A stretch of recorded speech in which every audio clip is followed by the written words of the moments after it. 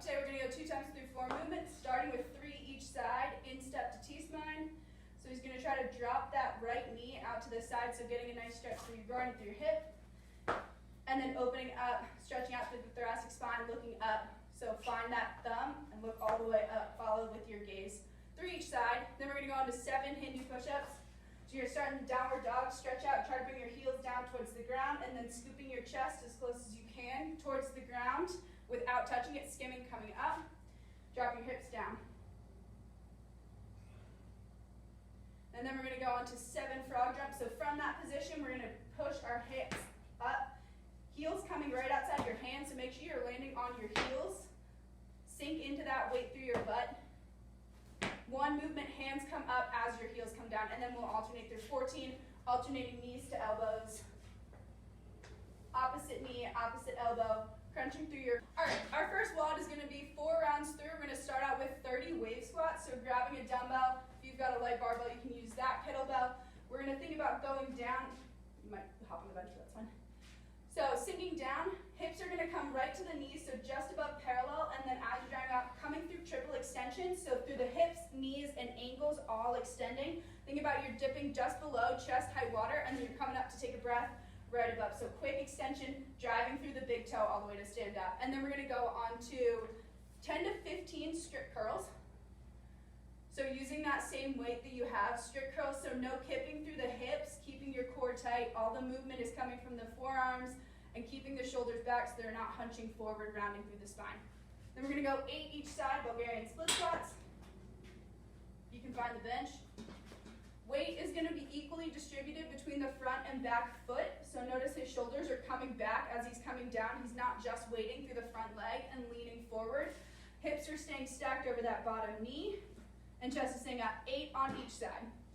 And then we're going to finish up with 8 on each side, side plank, dumbbell snatch.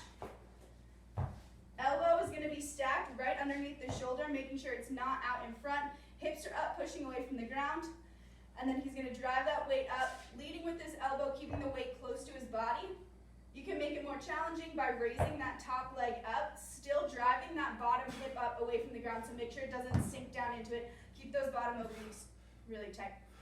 So we're going to run through this 4 times, 30 wave squats, 10 to 15 strict curls, whatever you can do strict, but try to keep that number the same through all 4 rounds, 8 each side Bulgarian split squats, and then 8 each side plank dumbbell snatches. Hey guys, welcome back. Over the weekend, if you recall seeing the video I put up on social media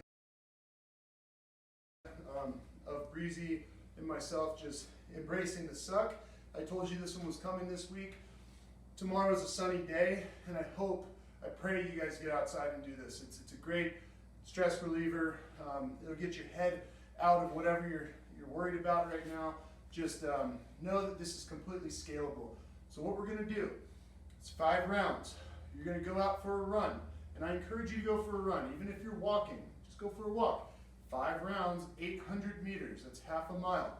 How do I know what half a mile is? I have a handy dandy Apple Watch. I ran a 1/4 mile out and a 1/4 mile back.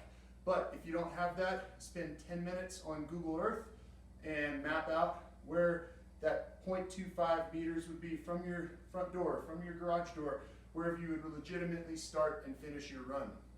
So start off with that run. Then I came back, and what I did is I had a backpack. I put the backpack on in front for a little bit of front-loaded weight. After that, I had a sandbag, so I was like, why not? Clean my sandbag up, put it on my shoulders, and I went for a walk. I did 40 walking lunges down my driveway. What I didn't do, since I was on gravel in some places, was drill my knee into the floor. Not that you should ever do that, but I got as close to the ground as I possibly could to maximize the benefit of the exercise and minimize any wear and tear on my joints. After 40 reps of that, I came inside and I did 30 Russian twists. So I'm just on my butt. I was actually holding a light dumbbell, but you can do this completely effectively without weight. And after 30 reps, hopping up, and I had a dumbbell, and I did 20 alternating dumbbell snatches. Taking my time to make sure I had a flat back and I was generating all that force from the hip. I realize we've been doing a lot of dumbbell snatches. It's a great exercise, but with our limited equipment right now, just expect to have some repetition. So this one, try to make the snatch as heavy as possible. If you don't have a heavy dumbbell, you can take an object like a backpack and just do 20 ground to overheads with that backpack or sandbag. So 5 rounds, 800-meter run, 40 lunges, weighted or unweighted, 30 Russian twists, and 20 alternating snatches if possible, or 20 ground to overheads with an object you're holding on with both hands. This one took me like 50 minutes.